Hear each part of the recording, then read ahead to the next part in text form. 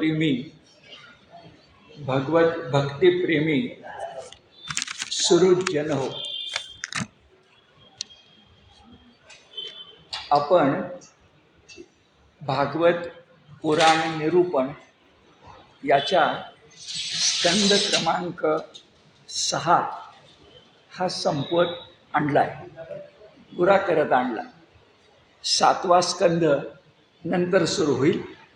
एकंदर 12 स्कंद आहेत. त्यामध्ये दशमस्कंद हा श्रीकृष्णाच्या लीलांचा आणि पराक्रमांचा, आणि 11 स्कंद हा श्रीकृष्णानं उद्धवाला केलेल्या, आपल्या भक्ताला केलेल्या उपदेशाचा आहे. 11 स्कंधाला उद्धव गीता असंही म्हणतात, आणि दशमस्कंद तर भागवताचा हृदयचा. त्यामुळे त्यावेळेला आपल्याला जास्त वेळ, जास्त निरूपण हे करावं लागेल. पण आधीचे स्कंद तुलनेनं कमी महत्त्वाचे, कमी कथा असणारे, पण भगवत भक्तांच्याच कथा असणारे अशा प्रकारचे. मागे मी सांगितल्याप्रमाणे संबंध भागवतामध्ये एक भक्तांच्या कथा तरी आहेत, किंवा राजे, राजर्षी, राजा असून भक्त असणारे त्यांच्या कथा तरी. म्हणजे असं म्हणूया की ऋषींच्या कथा तरी आहेत भक्त, किंवा राजर्षींच्या कथा तरी आहेत जे राजा असून भक्त. ऋषी आणि राजर्षी यांच्याच कथा आहेत. अर्थात या कथा सांगताना ज्याला आपण असुर म्हणू, उदाहरणार्थ आज येणार आहे तो वृत्रासुर, या असुराच्या वधांच्या कथा पण आहेतच. आणि अशा असणार, जेव्हा सुष्टांचं रक्षण करायचं असतं किंवा दुष्टांचा विनाश करावाच लागतो, त्याला काही इलाज नाही आहे. दुष्टांचा विनाश केल्याशिवाय सुष्टांचं रक्षण करतो म्हणणं हा भोळेपणा आहे किंवा बावळटपणा आहे, त्याला काही अर्थ नाही. असं जर लक्षामध्ये आपण घेतलं तर वृत्रासुराचा वध का करावा लागला बघूया. पण त्या वृत्रासुराच्या कथेकडे जायच्या पूर्वी गेल्या खेपेला जे आपण बोललो त्याचं अनुसंधान जुळवून घेऊया. आणि मध्ये तुम्हाला मला विष्णूचे 10 अवतार माहिती आहेत, पण या 6व्या स्कंधामध्ये भगवंतांनी 10च नव्हे तर 16 अवतार सांगितलेले. हे 16 अवतार पूर्वीसुद्धा एकदा येऊन गेलेले आहेत, नंतरही पुन्हा येणार आहे. हे 16 अवतार कसे काय बरं? आपल्याला तर 10च अवतार माहिती आहेत, पण भागवतात मात्र अनेकदा 16 अवतारांचा उल्लेख येतो. आणि त्या 16 अवतारामध्ये वैशिष्ट्यपूर्ण म्हणजे आपले दत्तात्रेय गुरु हे त्यामध्ये दत्त गुरु असतात, गुरुदेव दत्त असतात. ते बघूया. तर त्या 16 अवतारांच्याकडं नंतर जाऊया थोड्या वेळानं. पण त्याच्या आधी गेल्या खेपेला, जे गेल्या शनिवारी आपण जी अजामेळाची कथा बघितली, तिचा शेवट जो केला त्याचं पुन्हा एकदा स्मरण करूया. नाहीतर भागवताची कथा ऐकल्यानंतर आपला गैरसमज होण्याची शक्यता आहे. तो गैरसमज होऊन उपयोगी नाही. काय गैरसमज होईल बरं? तर अजामेळाची सगळी कथा आपण जेव्हा गेल्या खेपेला वाचली, ऐकली, तेव्हा असं जाणवलं की अजामेळानं आयुष्यभर पापच केली, पण अखेरच्या क्षणी मात्र आपला जो लाडका पुत्र नारायण शेरफळ, त्याच्यावर त्याचं खूप प्रेम असल्यामुळं सगळ्या शक्ती एकवटून अखेरचा श्वास टाकताना त्यानं आपल्या मुलाला हाक मारली, नारायण. पण ती हाक मुलाला ऐकू गेली न गेली माहिती नाही, पण इतकी तळमळून हाक मारली होती की ती वैकुंठ लोकात नारायण म्हणजे विष्णूला मात्र ऐकू गेली. तसंच मृत्यू समय जवळ आल्यामुळं यमराजाला पण ऐकू गेली. आणि मग त्याच्यातून यमदूत आणि विष्णुदूत एकाच वेळा हजर झाले. त्यांच्यात झगडा कसा झाला, कोण जिंकलं, हे सगळं आपण पाहिलेलं आहे. नंतर त्या अजामिळानं या जन्मामध्ये नारायण म्हटलं, पण त्याचबरोबर त्यांना काही पुढे तपश्चर्या पण केली वगैरे उल्लेख आपण पाहिलेले आहेत. आता गैरसमज असा होऊ शकतो की आयुष्यभर पापं केली तरी चालतील, पण आयुष्याच्या अखेरच्या क्षणी मात्र, शेवटचा श्वास टाकताना मात्र आपण नारायण म्हटलं तर विषय संपतो. हा गैरसमज होण्याची शक्यता दाट आहे. कारण जेव्हा भागवतामध्ये आपण अजामिळाची कथा रंगवून आणि खुलवून बोलतो, ऐकतो, तेव्हा मनावर हेच बिंबण्याची शक्यता आहे. आणि माणसाला धर्मशास्त्रापेक्षा सवडी धर्मशास्त्र हे अधिक आवडतं. नेहमीच्या धर्मशास्त्रापेक्षा आपद धर्म हा फार आवडतो. आळसाला पोषक असतो म्हणून, तर ते होऊन उपयोगी नाही. म्हणून गेल्या ठिकाणी आम्ही 10 मिनिटं खर्च करून जे बोललो होतो त्याच्या 3 गोष्टी पुन्हा एकदा आठवा आणि मग 10 अवतारांच्याकडे जाऊया.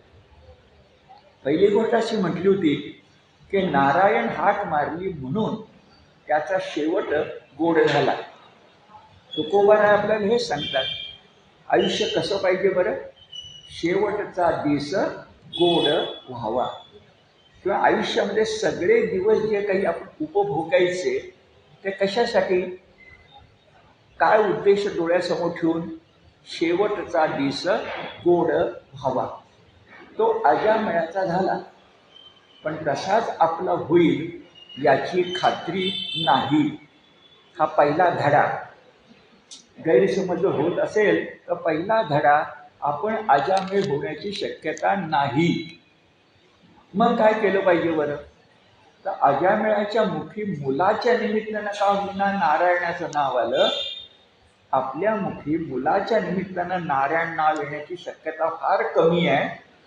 तर आपण आधीच्या आयुष्यामध्ये इंग्रजी शब्द प्रॅक्टिस केली पाहिजे, तर परिणाम म्हणून आयुष्याच्या अखेरच्या क्षणी आपल्या मुखामध्ये नाव येऊ शकेल. आता प्रॅक्टिस शब्द जसं इंग्रजी वापरला मी, तसंच एक इंग्रजी वाक्य पण तुम्हाला सांगितलं होतं. ते असं, habit is the second nature. Habit म्हणजे सवय. एकदा आपल्याला सवय लागली तर तो आपला सेकंड नेचर होतो. नेचर म्हणजे स्वभाव, सेकंड दुसरा. तुम्हाला जर चांगली सवय लागली तर एका अर्थानं तो तुमचा चांगला स्वभाव होतो. म्हणून आधीच्या आयुष्यामध्ये सवयच लावून घेऊया की रोज थोडा वेळ तरी देवाचं नाव घेतलं पाहिजे. म्हणजे आपोआप अखेरच्या क्षणी तुमची इच्छा असो अथवा नसो, that is the second nature. तो तुमचा स्वभावच आहे. म्हणून तुमच्या मुखातून शब्द येणारच.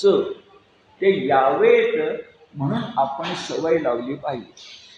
आता ही सवय लावत असताना देवाचं नामस्मरण करा असं मी सांगितलं किंवा मी ध्यान असा शब्द उच्चारला. आपलं निरूपण संपल्यानंतर 2 साधकांनी, हे साधक स्त्रियांनी मला प्रश्न विचारला की सर, ध्यान म्हणताना तुम्ही जे सांगितलं ते पुन्हा एकदा सांगा. आता पुन्हा एकदा सांगतो. त्याने गुरुदेव रानडेंनी सांगितलेलं आहे, आपल्याला जे नामस्मरण करायचं आहे ते ध्यान करायचं. म्हणजे काय करायचं? तर पहिली गोष्ट अशी की खूपदा आपण ध्यान करताना डोळे मिटून करतो, तर डोळे मिटून करायचं नाही. दुसरी गोष्ट अशी की आपण ध्यान करताना परंपरेनं आपल्या मान्य केले 108 मण्यांची जी माळ असते आणि एक मेरूमणी असतो, तर त्या मेरूमणीपर्यंत 108 होतात. एक माळ शब्द आपल्या तोंडामध्ये ओढली, म्हणजे एक माळ केली, अशा प्रकारची आपण माळा करतो आणि देवाला अर्पण करतो. असं करायला हरकत नाही. पण हे ध्यान नव्हे, हे नामस्मरण आहे. नामस्मरणाचं ध्यान करायचं असेल तर गुरुदेव रानडे सांगतात, आपण आपल्याच घरामध्ये ठरलेल्या वेळेला, जसं आपल्याला भूक लागते की ठरलेल्या वेळेला लागते, तसं ठरलेली वेळ जर असेल तर नामस्मरणाची पण भूक लागू शकते. तर शक्यतो ठरलेली वेळ.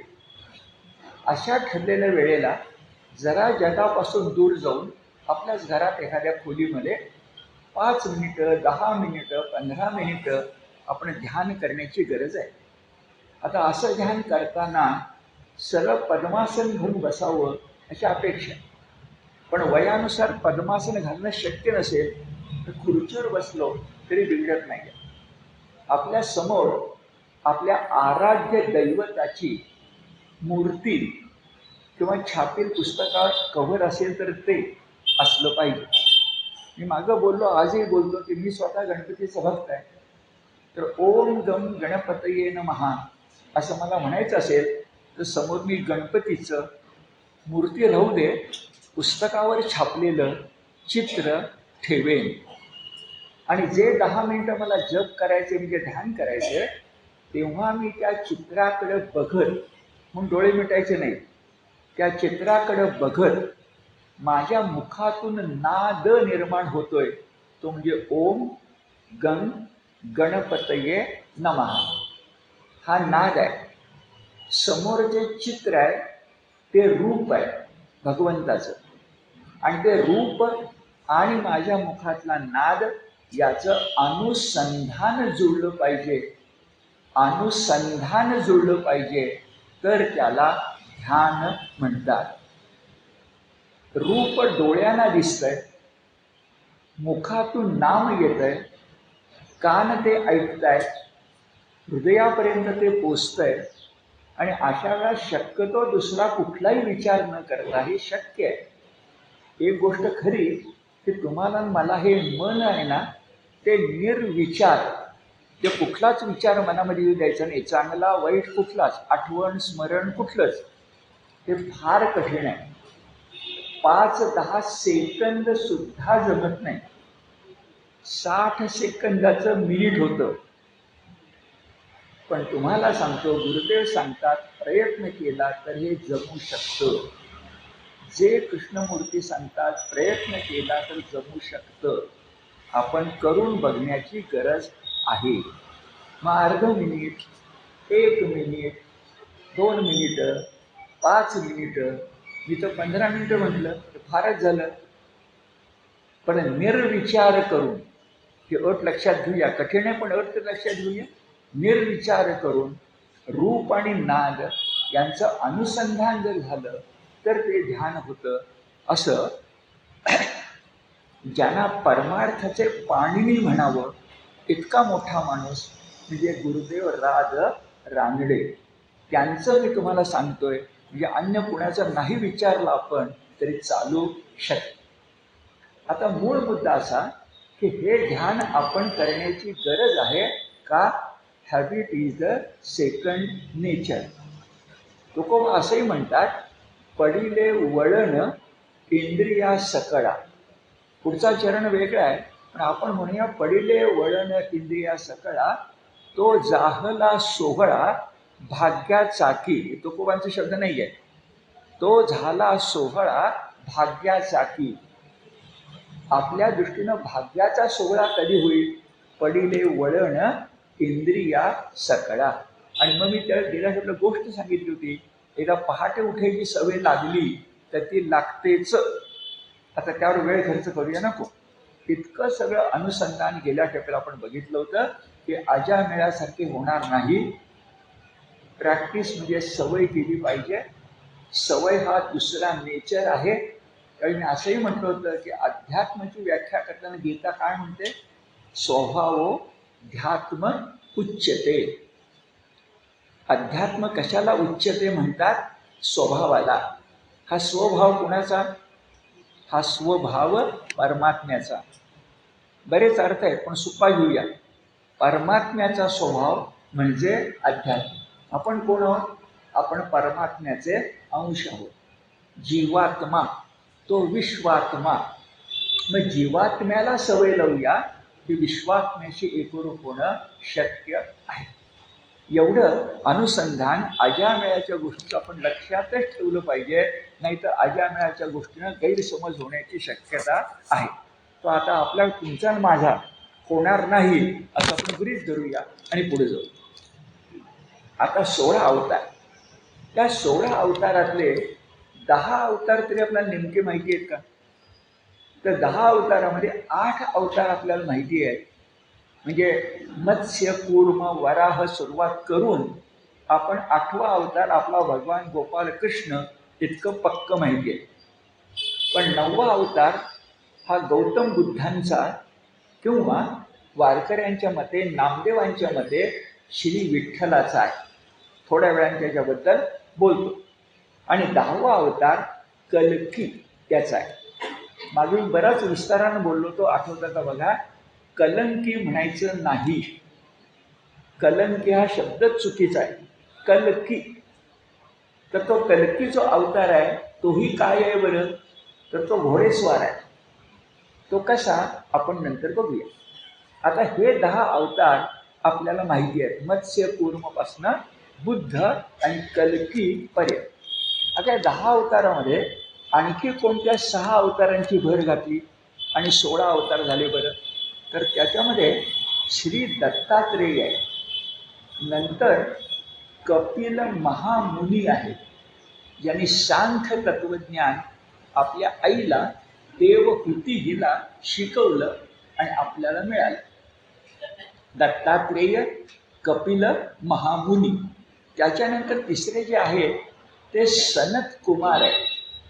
आता सनक, सनंदन, सनत कुमार हे सगळे ब्रह्मदेवाचे मानसपुत्र आहेत आणि देवर्षी नारदांना सुद्धा वंदनीय आहे.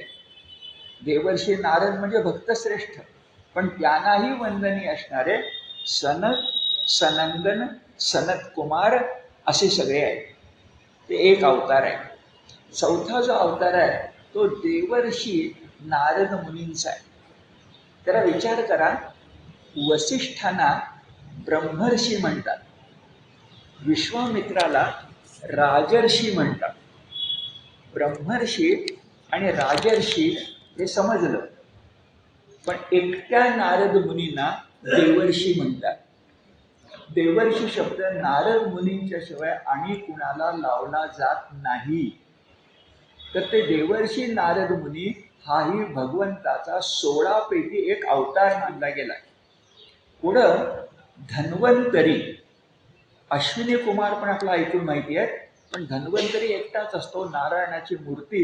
याच्याबद्दल आपण नंतर बोलूया. हा एक अवतार आहे.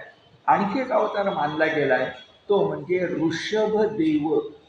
याच्याबद्दलही मागं आपण बोललोय आणि पुन्हा बोलूया. मग 11 झाला किती? पहिले 10 आणि नंतर 6. कोणकोणते? श्री दत्तात्रेय, कपिल महामुनी, सनत कुमार, नारद मुनी, धन्वंतरी आणि ऋषभदेव. आता वैशिष्ट्य बघा.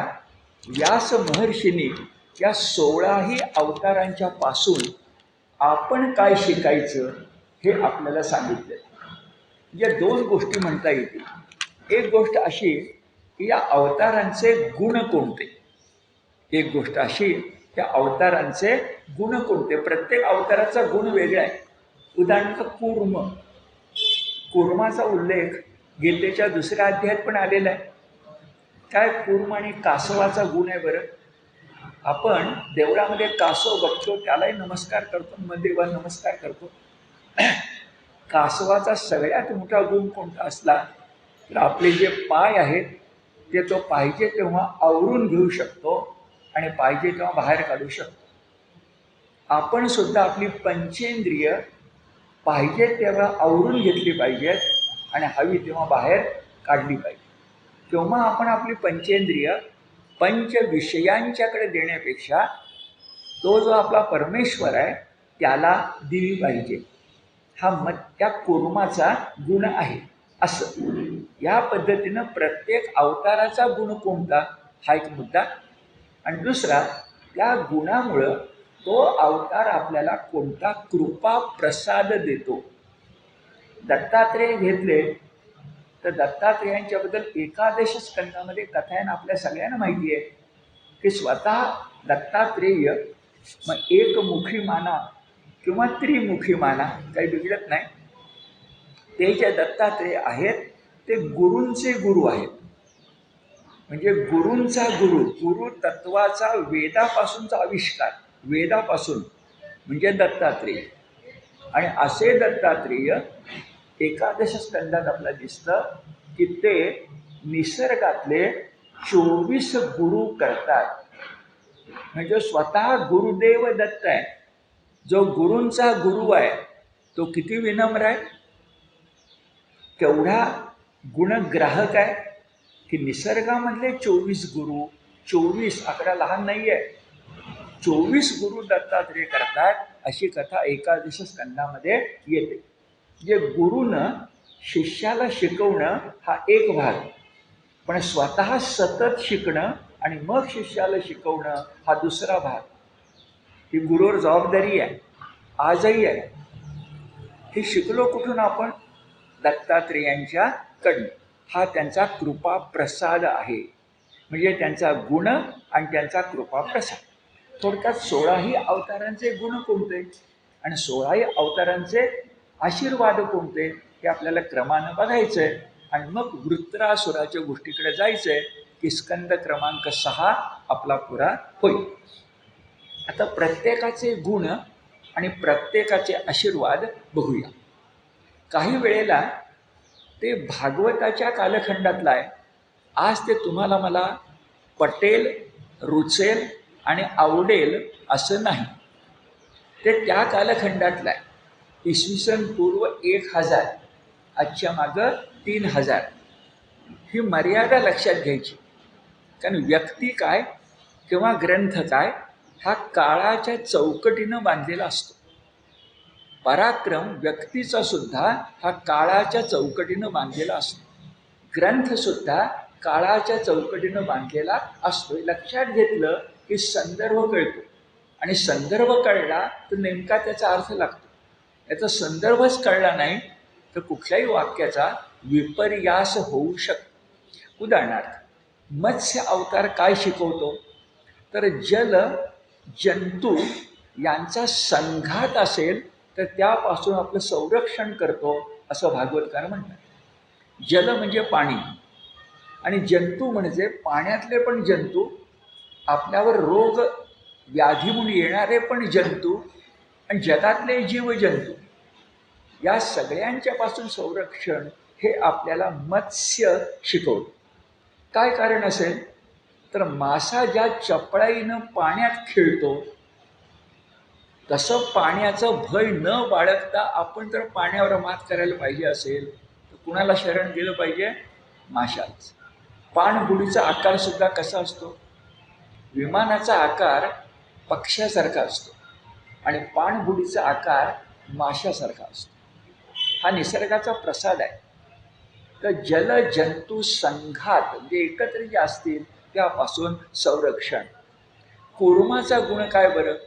तर आपल्या हातून अनेक प्रकारची पापं घडतात, त्या सगळ्या पातकांच्या पासून तुमचं रक्षण करणं.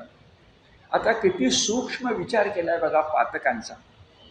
आपल्या हातून शारीरिक पातकं घडतात, मानसिक घडतात, वैचारिक घडतात, यौगिक, जे दोन अर्थ आहेत. एक योग मार्ग करताना किंवा योगायोगानं, इच्छा असो नाही तर नसो, योगायोगानं किंवा यौगिकचा खरा अर्थ योग मार्गाचं अनुसरण करताना शारीरिक, मानसिक, वैचारिक, यौगिक आणि काय बरं कालिक, काळाचा दोष म्हणून. उदाहरणार्थ, कलियुगाचा परिणाम काय? तहान लागली म्हणून व्याकुळ झालेल्या परीक्षितीनं काही कारण नसताना मृत सर्प उचलायचा आणि ऋषीच्या गळ्यामध्ये घालायचा. कालिक दोष कलियुगाचा. आणखी दोष कोणता बरं? आकस्मिक. हाही दोष असू शकतो. अंधारातून जाताना आपला पाय चुकून सापावर का पडावा? जरा दुसरीकडनं गेलो असतो तर पडला नसता.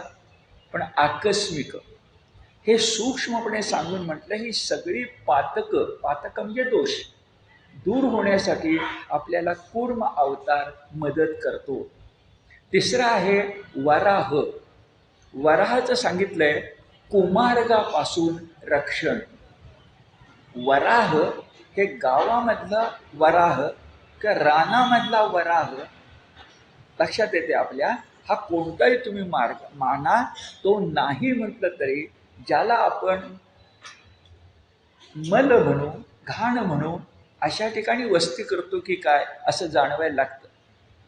आता अशा ठिकाणी वस्ती करणारा आमचा देव कसा काय? याचं कारण असं की ते मल त्या ती घाणसुद्धा निसर्गाचा एक भाग आहे. आणि अमंगल नाकारायला लागलात, म्हणजे अमंगल नाहीच म्हणायला लागलात तर फसवणूक होईल. अमंगल नष्ट करून मंगल निर्माण करणं ही वास्तविकता आहे. आणि म्हणून आपल्या अवतारामध्ये सुद्धा वराह अवतार असलेला दिसतो. हे अमंगलाला सुद्धा मंगल करणं हे शिवशंकराचं काम आहे आणि ते भगवंताचं पण काम आहे. म्हणून वराह अवतार इथे शब्द वापरलाय. काय त्याचा गुण आहे बरं? कुमार्गापासून रक्षण. आता मला म्हटलेलं नाही आहे, पण कुमार्ग म्हटलं आणि अगदी खरं आहे.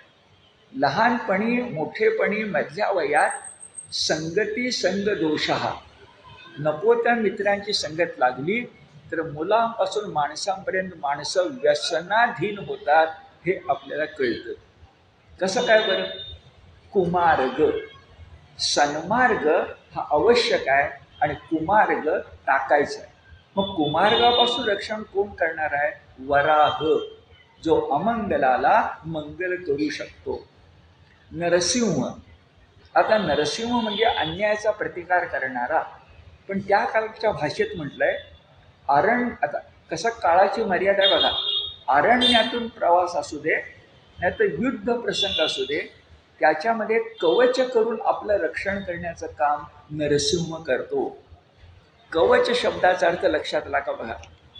अफझल खान वधाच्या अवधी शिवाजी महाराजांनी बकरीतला शब्द सील, इंग्रजी नाही आहे त्यावेळेचा, तो मराठी यादवकालीन मराठीचा शब्द आहे. सील करणे, जे चिलखत घालणे. आपण रामरक्षा स्तोत्राला कवच म्हणतो.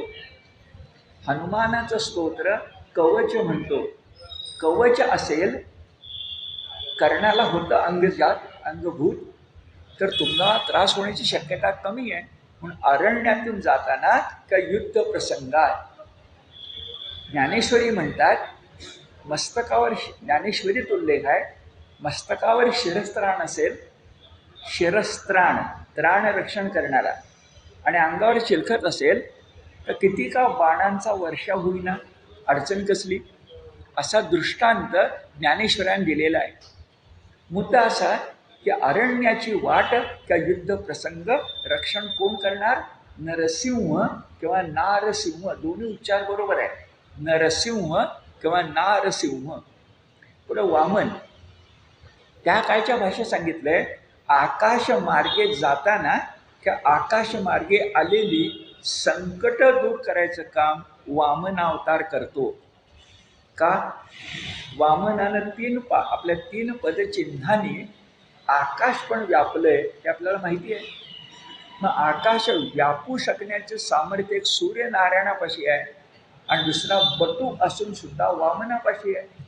म्हणून वामन अवतार आम्हाला आकाश मार्गे येणारे संकट त्यातून वाचवतो. परशुराम.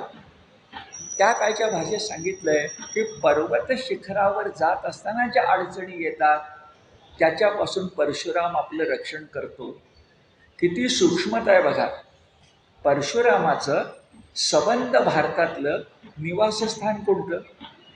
भिन्न भिन्न दाखवतात, पण परशुरामाचं खरं निवासस्थान हे कोकणातलं चिपळूण जवळचं महेंद्र पर्वत. या माणसानं महेंद्र पर्वतावरच उभं राहून जमीन हटवली, समुद्राला मागं हटवलं आणि स्वतःला राहण्यासाठी जमीन मिळवली. कारण बाकी सगळी जमीन क्षत्रियांच्याकडे मिळवलेली त्यानं दान करून टाकली होती. एकदा दान केल्यानंतर त्याचा उपभोग घ्यायचा अधिकार नाही, म्हणून नवी सृष्टी निर्माण केली विश्वामित्रासारखी. तीच कोकणची चिंचोळी भूमी आणि तिचा रखवालदार महेंद्र पर्वत. तर पर्वतारोहण करायचं असेल तर परशुरामाची आठवण होणं साहजिक आहे. श्रीरामाकडे आपण गेलो तर किती विचारपूर्वक सांगितले बघा. परदेशात आणि परराज्यात गेलात तर श्रीराम तुमचं रक्षण करील. आता विचार करूया, श्रीरामाचा सगळ्यात मोठा गुण कोणता? तर गीता सांगते धनुर्धारी शस्त्रभृतामहम असं विभूती योगामध्ये म्हटलंय. आणखी गुण कोणता? रामराज्य निर्माता. आणखी कोणता? एक वचनी सत्य प्रतिज्ञ किंवा मर्यादा पुरुषोत्तम. हे सगळे गुण आपल्याला माहिती आहेत. पण भागवतकार काय म्हणतायत? परराज्यात. जरा विचार करूया. राम हा दशरथाचा मुलगा, नागरी वस्तीमध्ये राहणारा अयोध्याधिपती असा होता. त्याला वनवासात यावं लागलं तेव्हा सगळे राक्षसही भेटले, वानरही भेटले, जांबुवंतासारखे अस्वलही भेटलेत आणि विभीषणासारखे असुर सुद्धा भेटले. शबरीसारखी भिल्लही भेटलेली आहे. त्यावेळेच्या भाषेत हे सगळं परराज्य आहे, परदेश आहे. आणि तिथं जाऊन आपले मित्र निर्माण करणं ही गोष्ट सोपी नाही. खरंच विचार करूया, रामानं वनवासात होता म्हणून नियमानुसार भरताकडनं सैन्य संभार मागवणे चूक होतं. कारण वनवासामध्ये कसा तो राजपुत्र असेल बरं? पण एवढं मोठं संकट दशाननाचं, रावणाचं आल्यानंतर स्वतःची फौज स्वतः निर्माण करणं आणि लढणं, हे खूपदा सांगितलं जातं की वानरांच्या मदतीनं एका नरानं म्हणजे रामानं जो रावण आहे त्याचा पराभव केला. जो 14 चौकड्याचं राज्य करत होता, जो विद्वानही होता पण असुर झाला होता, स्त्री लंपट बनला होता, त्याचा पराभव करण्यासाठी परराज्यातून मित्र मिळवणं ही गोष्ट आपल्याला अवतारामध्ये गुण आणि आशीर्वाद देणारी आहे. श्रीकृष्णाकडे आपण गेलो तर छान 3 गुण सांगितले.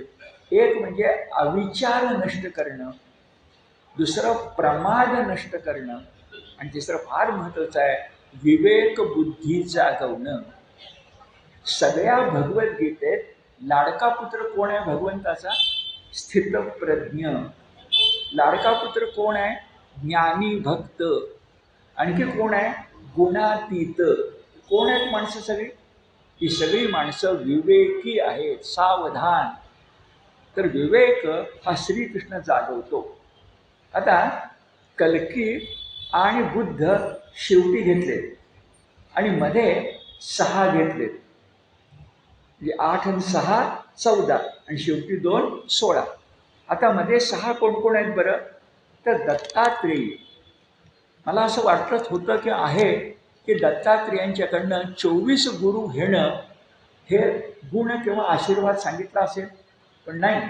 भागवतकारांनी दत्तात्रेयाचा गुण आपल्याला सांगितलाय योग मार्गाचं रक्षण. योग मार्ग, पहिला अर्थ पातंजल योग, दुसरा अर्थ गीतेतला समत्व योग, तिसरा गुरु शिष्य संबंधाचा योग, आणि चौथा तुम्ही देवाची भक्ती करा की गीता सांगते त्याप्रमाणे शुची नाम श्रीमताम गेहे योग भ्रष्टोभी जायते.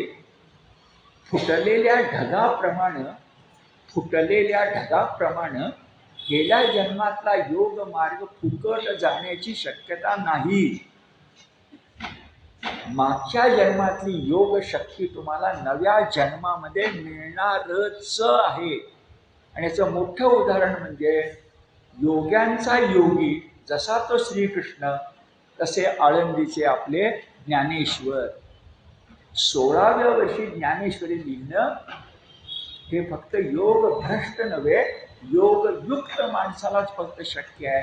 पूर्वदैवी जे मागच्या जन्मातला मिळालं असल्याशिवाय शक्य नाही. कोण शिकवतं? दत्तात्रेय, गुरूंचा गुरु.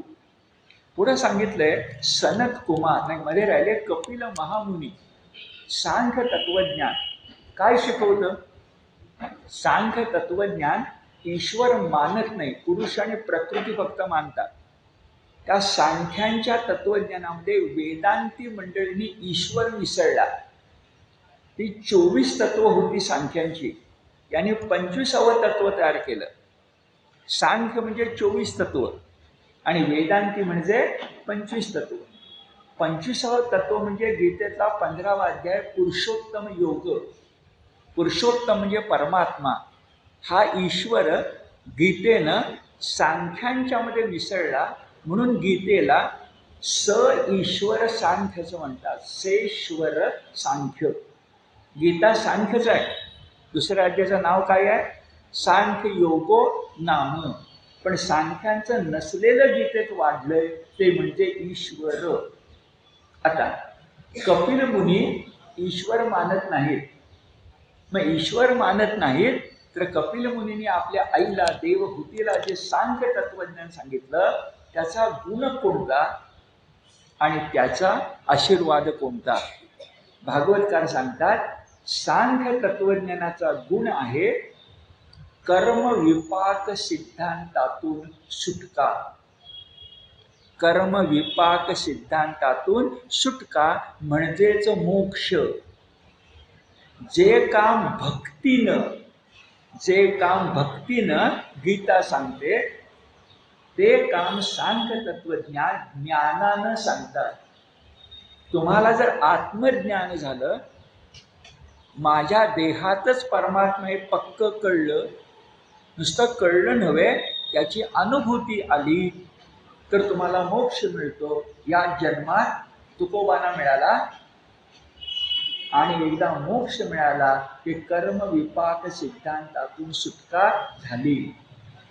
पुनरपि मरणम पुनरपि जननम पुनरपि जननी जठरे शयनम नाही. आता तुकोबा म्हणतात हे आम्हाला चालेल, सुखानं आम्हाला चालेल, सुखे गर्भवासी घालावे आम्हासी, पण काय पाहिजे? विठ्ठल भक्ती. आता आपण तुकोबा नाही आहे तर विठ्ठल भक्ती मिळणार नाही आपल्याला, म्हणून आपल्याला मोक्ष पाहिजे आणि 4 पुरुषांचा मोक्ष आहे. सांख्य तत्वज्ञान म्हणतं विलक्षण आहे. ईश्वर न मानता सुद्धा ज्ञानाच्या मत्तीनं, आत्मज्ञानाच्या मत्तीनं पुरुष आणि प्रकृतीचं नेमकं नातं काय ते तुम्हाला नीट समजलं तर कर्मविपाक सिद्धांतातून सुटका आहे. गुणही कळला, आशीर्वादही कळला. पुढे आपण सनत कुमार यांच्याकडे गेलो. सनत कुमार सनंदन, तर ही लहान मुलंच आहेत. जे गंमत आहे की ब्रह्मदेवाची मुलं, पण सनत कुमार सनंदन हे जे आहे हे 5 वर्षाच्या मुलासारखे कायमचेच आहेत. आपण जर भागवतातल्या कथा बघितल्या तर ती 5 वर्षाची मुलं आहेत म्हणूनच त्यांना अडवलं गेलं वैकुंठाच्या दरवाजात, आणि म्हणून मग त्यांना रागवून शाप पण द्यावा लागला. तर 5 वर्षाची मुले का कशासाठी असेल बरं? का ती मुलं वाढली नाहीत? झाड जर वाढतं तर मुलंही वाढली पाहिजेत ना. पण ते मानसपुत्र आहेत म्हणून वाढली नाहीत का? त्यांनी दिलेला गुण लक्षामध्ये घेतला की ती 5 वर्षाची मुलं काय कळतं. तो गुण आहे की सनत कुमार आपल्याला विकार आणि वासनांच्या पलीकडे नेतात. आता लक्षात येईल ती 5 वर्षाची मुलं का आहेत. विकार आणि वासना याचा स्पर्शही होऊ शकत नाही अशी ज्यांची देहयष्टी आणि मनोभूमिका आहे असे ते सनत कुमार. आणि विकार वासनांच्यावर जर आपण विजय मिळवला समजा तर कर्मविपाक सिद्धांताचं भय काय होईल? तुकोबा सांगतात आपल्याला, जन्म घेणे लागे वासनेच्या संगे. भावनेच्या म्हटलेलं नाही आहे. जन्म घेणे लागे कर्मविपाक वासनेच्या संगे. सनत कुमार काय करतात? वासना विजय आपल्याला सांगतात. धन्वंतरींच्याकडे आपण गेलो तर धन्वंतरी म्हणजे अश्विनी कुमार जसे ते 2 आहेत अश्विनी कुमार, तर धन्वंतरी 1 आहे. त्याच्या एका हातामध्ये उजव्या किंवा डाव्या, बहुतेक उजव्या हातामध्ये अमृतकुंभ आहे आणि डाव्या हातामध्ये विलक्षण गोष्ट आहे, जळवा आहे. जळू. जळू का बरं? अशुद्ध रक्त काढून टाकणं यासाठी. आपल्या पूर्वजांना धन्वंतरीची कल्पना करताना अशुद्ध रक्त काढून टाकून शुद्ध रक्त करायचं इतकं ज्ञान होतं. एवढं जर मान्य केलं तर बरेच आपण प्रगत होतो, असं मान्य करायला काय हरकत नाही. धन्वंतरी हा ईश्वराचा अवतार मानलाय. आणि खरंच आहे, शरीर माध्यम खलू धर्म साधन. धर्म आपल्याला पाहिजे, पण शिडी कोणती आहे? ती गुढी उभारायला शिडी कोणती आहे? 3.5 हात देहाचीच आहे. नरजन्म नसेल तर नारायण होण्याची शक्यता नाहीये. एकनाथांचं वाक्य आपल्याला माहिती आहे. नरदेहाचे ज्ञाने सच्चिदानंद पदवी घेणे, एवढा अधिकार नारायणे कृपावलोकने विधला. आपल्याला एक अधिकार मिळालाय, सनद मिळाली आहे नरजन्माची. आणि नरजन्म असेल तरच नारायण होण्याची शक्यता आहे. पुण्याला कारण काय बरं? नर नारायण हे ऋषींची जोडी, अर्जुन आणि श्रीकृष्ण. आज हिमालयात 2 पर्वत आहेत.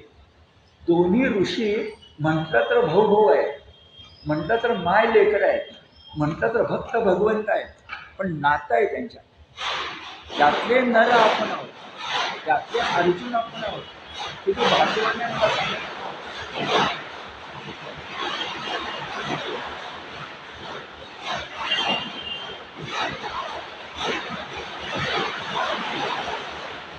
आणि असे आपण भाग्यवान असू तर नराचे नारायण होण्याची शक्यता दाट आहे. बर, आता धन्वंतरी जो आहे तो आता म्हटल्याप्रमाणे आधी व्याधी यांचा नाश करतो. आधी आणि व्याधी काय शब्द आहेत? व्याधी शरीराची आणि आधी मानसिक. व्याधी 2 प्रकारची असते, एक शारीरिक पण असते आणि मानसिक पण असते. कोण दूर करणार? धन्वंतरी.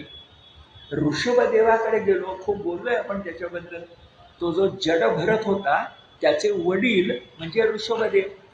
आणि सविस्तर बोललोय आपण की ऋषभदेव असा देव आहे, अवतार आहे, जो हिंदूंना, बौद्धांना आणि जैनांना प्रिय आहे.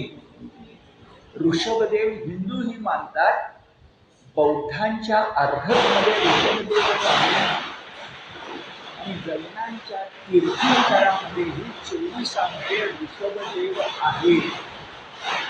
हे जर आपण ध्यानामध्ये घेतलं तर ऋषभदेव एक विलक्षण व्यक्तिमत्व आहे की जो भारतात जन्मलेल्या 3ही मोठ्या धर्मपंथांना आदरणीय आहे.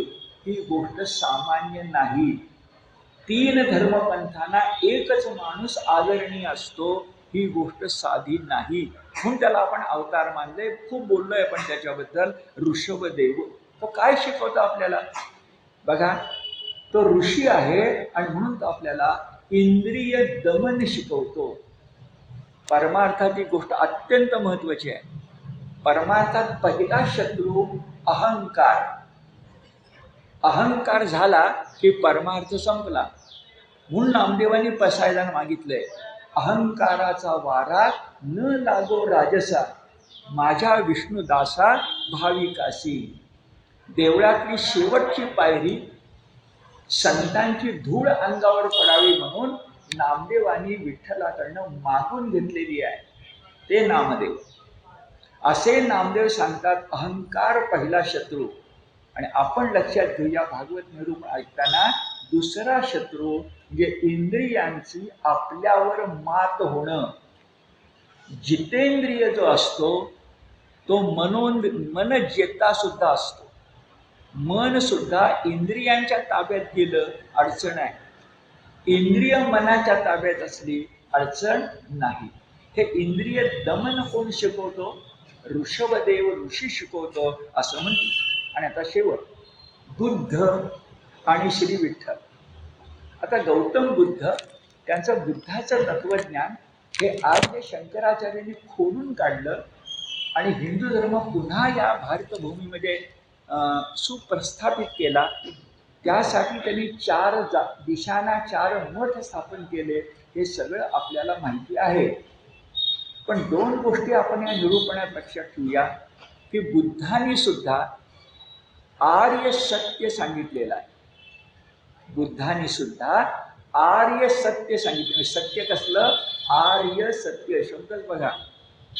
बुद्धांनी सांगितलंय लोभ हे पापाचं मूळ आहे. मी आपल्याला विचारतो, भगवद्गीता दुसरं काय आपल्याला सांगते का? लोभ हे पापाचं मूळ आहे. आपल्या लक्षात येईल, हे अभ्यासपूर्वक लक्षात येण्यासारखं आहे की गौतम बुद्धांचं सगळं तत्वज्ञान आपल्या उपनिषदामध्ये आहे. फक्त ते लक्षात आलं नव्हतं. ते सगळं सांगायचं काम गौतम बुद्धांनी केलेलं आहे. म्हणून बुद्धांना आपण 9वा अवतार मानलेला आहे. आजही आपण कोणतीही घरामध्ये धार्मिक पूजा करताना बौद्धावतारे कलियुगे असंच म्हणतो.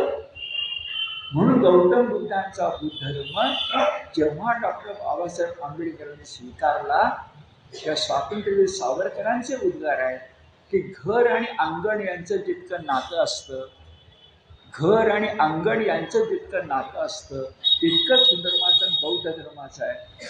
आंबेडकरांनी बौद्ध धर्म स्वीकारला याचा मला आनंद आहे, अशी सावरकरांची भावना आहे. कंसामध्ये भारतामध्ये न जन्मलेले जे 2 धर्म आहेत ते स्वीकारले नाहीत याचा सावरकरांना आनंद आहे. अधिक बोलायला नको, पण वाक्य तुमच्या लक्षात येतं. भारतात न जन्मलेले, आक्रमण करून आमच्या डोक्यावर आलेले जे 2 धर्म आहेत ते आंबेडकरांनी जाणीवपूर्वक स्वीकारले नाही. मी तुम्हाला इतिहासाची साक्ष सांगतो. आंबेडकरांच्या पायाशी पैशाच्या थैल्या घेऊन या 2 धर्माची माणसं आली होती. पण आंबेडकरांचे त्यावेळेचे उद्गार लिखित आहेत की मी माझ्या समाजाला भारतीय संस्कृतीपासून तोडणार नाही. मला वाटतं आधी बोलायला नको. मी माझ्या समाजाला भारतीय संस्कृतीपासून तोडणार नाही. म्हणून बाबासाहेब आंबेडकरांनी बौद्ध धर्म स्वीकारलाय. हे उपकार आपण लक्षामध्ये घेण्याची गरज आहे. आणि माझ्यासारख्या विद्यार्थ्याला तर भागवत निरूपण असलं तरी तुम्हाला सांगितल्याशिवाय राहवत नाही. मुद्दा बौद्ध आमचा आहे. बौद्ध शब्दाचा अर्थ प्रबुद्ध आहे. बौद्ध शब्दाचा अर्थ ज्ञानी आहे. बौद्ध शब्दाचा अर्थ स्थितप्रज्ञ आहे. बौद्ध शब्दाचा अर्थ ज्ञानी भक्त आहे. बौद्ध शब्दाचा अर्थ गुणातीत आहे. आणि म्हणून नामदेव म्हणतात की विठ्ठलाची मूर्ती योग स्थानक पद्धतीची आहे. जे डोळे अर्धून मिलित आहे, कटीवर हात आहे, हातात एकही शस्त्र नाही आहे, योद्धा नाही आहे. इथं योद्धा आहे, कारण गीता आहे. पण विठ्ठल योद्धा नाही आहे. इथं शस्त्र आहेत, माहिती आहेत ना आपल्याला. त्याने गीता जमण्याचं वैशिष्ट्य आहे. आपला कृष्ण आज महाराष्ट्रात आणि भारतात त्याचं अनुकरण होतंय. माणसं इथं छायाचित्र काढून जातात. मुद्दाम मी आपल्याला सांगतो, हा आपला आहे. त्याच्या एका हातात सुदर्शन चक्र आहे, एका हातात शंख आहे. मा मनुस्मर युद्धच शंख. आणि आडला बिडलास तर हातामध्ये सुदर्शन चक्र आहे. हा गीता धर्ममंडळाचा 100 वर्षाचा कृष्ण आहे. हा 2 हाताचा आहे. हा चतुर्भुज नाही आहे. हा नरनारायण आहे. हा आपला श्रीकृष्ण आहे, गीता धर्ममंडळाचा आहे. आणि हे सगळं आज गीता धर्ममंडळाचा उपासक मी सांगतो, महाराष्ट्र भारतानं मान्य केलेलं आहे. मोठमोठ्या नेत्यांनी इथे मान्य केलेलं आहे की हा आपला श्रीकृष्ण. हे आपलं बोधचिन्ह आहे. हेही मला राहवत नाही, म्हणून आपल्या लक्षात राहून दे. अशा प्रकारचा हा गीता योगेश्वर श्रीकृष्ण. हा नुसता योगेश्वर नाही आहे, हा गीता योगेश्वर श्रीकृष्ण. आणि हा जेव्हा युद्ध करून थकला, पांडवांचं रक्षण झालं, परीक्षिती सत्तेवर बसला, त्याला द्वारकेत रस नव्हता, तेव्हा जेव्हा त्यानं कटीवर हात ठेवले आणि दंडकारण्यामध्ये दिंडीर वनामध्ये आला, तोच आमचा गोपाल कृष्ण विठ्ठल बनला, अशी नामदेवांची साक्ष आहे. नामदेवांचा अभंग आहे. आणि मला वाटतं सुप्रीम कोर्ट आहे. नामदेवांनी जर म्हटलं असेल की विठ्ठल म्हणजेच गौतम, आणि बुद्ध शब्द वापरलाय, अभंगात आहे. विठ्ठल म्हणजे आमचा बौद्ध अवतार, हे नामदेवांचे शब्द आहेत. इसवी सन 1350 पूर्वी नामदेवांचा कालखंड 1270 ते 1350. आंबेडकर या शतकातले. 1350च्या पूर्वी गौतम बुद्ध म्हणजे विठ्ठल असे नामदेवांची साक्ष आहे. आणि खरंच बुद्धावतारामधली करुणा, बुद्धावतारामधलं प्रेम, बुद्धावतारामधली क्षमाशीलता आम्ही अमान्य करतच नाही. अगदी अनुस्फोट केला गेला किंवा काय वाक्य उच्चारलं गेलं, गौतम बुद्ध हसला. आठवून बघा. कुणा ते चमत्कारिक वाटेल, अरे पण युद्ध टाकायचं असेल तर बुद्ध लागतो, आणि बुद्ध टिकायचं असेल तर युद्धाची पण गरज पडते. युद्धाची गरज नाकारून बुद्ध टिकवता येत नाही. फक्त ते युद्ध धर्म युद्ध नसलं पाहिजे, धर्म्य युद्ध असलं पाहिजे. मला आहे लक्षात ठेवा. परवा सुद्धा उल्लेख झाला धर्मयुद्ध. मला सांगावंसं वाटलं धर्मयुद्ध नका म्हणून, धर्म्य युद्ध म्हणा. नाही तर गैरसमज होईल. युरोप खंडामध्ये क्रुसेड झाले. ख्रिश्चन आणि इस्लाममध्ये आपापल्या धर्माच्या रक्षणासाठी युरोप खंडामध्ये युद्ध झाली आहे. आठवून बघा. त्याला क्रुसेड्स असं म्हणतात. आमच्याकडे अशी युद्ध झालेली नाहीत. आमच्याकडे जैन राजे होते, आमच्याकडे भिन्न भिन्न राजे होते, परकीय राजे सुद्धा होते कनिष्कासारखे. पण एका राज्यातून दुसऱ्या राज्यात जायला आम्हाला व्हिसा घ्यायला लागला नाही. काशीला चाललोय, चला व्हिसा घेऊया असं कोणी आम्हाला सांगितलं नाही. आम्हाला धर्म कळतो, तो सद्धर्म आहे. आणि जगात एकच धर्म आहे, त्याचं नाव सद्धर्म. आणि बाकी सगळे पंथ आहेत, बाकी सगळे संप्रदाय आहेत. गंगा नदी जशी एकच, तसं धर्म म्हणजे सद्धर्म. तोच आमचा गीता धर्म आहे, तोच आमचा राष्ट्रधर्म आहे. ते आपण फक्त लक्षात घेतलं पाहिजे. बौद्धावताराची ही आपल्याला शिकवण आहे. आणि शेवट 16वा अवतार कोणता? कल्की. यावर मी खूप बोललोय, थोडक्यात बोलतो. कल्की म्हणजे आपण चित्र पाहतो ते पुन्हा आठवा, घोडेस्वार. घोडेस्वार चित्र का आहे, मी 3 नावं तुम्हाला वाचून दाखवतो. मी या ठिकाणी बरीच वर्ष होतो. वारणा नगर, त्याच्या वरच्याच बाजूला वाडी रत्नागिरी म्हणून गाव आहे, कोल्हापूरचाच एक भाग, जिथं ज्योतिबा आहे. त्याची मूर्ती सतत घोड्यावर बसलेलीच असते. ज्योतिबाची भिन्न भिन्न प्रकारे पूजा मानली जाते, पण ती घोड्या सकटच असते. तो ज्योतिबाची पोथी आहे, त्याच्याला दक्षिणेचा राजा म्हटलंय. आणखी सांगतो, कोल्हासुराचा वध करायला देवी जेव्हा कोल्हापुरात आली, कोल्हापूर नाव नंतर आहे, तेव्हा तिचा सेनापती कोण होता? ज्योतिबा. कोल्हासुराचा वध झाला, त्याचं नाव कोल्हापुराला देवीनं दिलं आणि आपल्या सेनापतीला सांगितलं, या प्रांताचं रक्षण करायला जरा डोंगरावर राहा. तर पंचगंगेच्या काठी न राहता वाडी रत्नागिरी म्हणून डोंगर आहे, त्या ठिकाणी ज्योतिबा राहिला.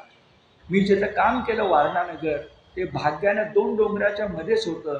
एकीकडे ज्योतिबा आणि दुसरीकडे स्वराज्याची उपराजधानी पन्हाळा किल्ला. बरोबर त्याच्या खाली वारणा साखर कारखाना, वारणा कॉलेज आहे. 40 वर्ष मी त्या ठिकाणी होतो. मुद्दा असा की मग ज्योतिबाबद्दल बोलताना माझ्या मनात विचार येतो, पण ज्योतिबाचा वार कोणता? रविवार. ज्योतिबाची वारी करतात, त्याला काय म्हणतात? खेटे घालणं. ज्याप्रमाणे पंढरीची वारी आहे ना, तर ज्योतिबाच्या वारीला खेटे घालणं म्हणतात. बरोबर. ज्योतिबाचा उत्सवाचा सगळ्यात मोठा दिवस कोणता? हनुमान जयंती.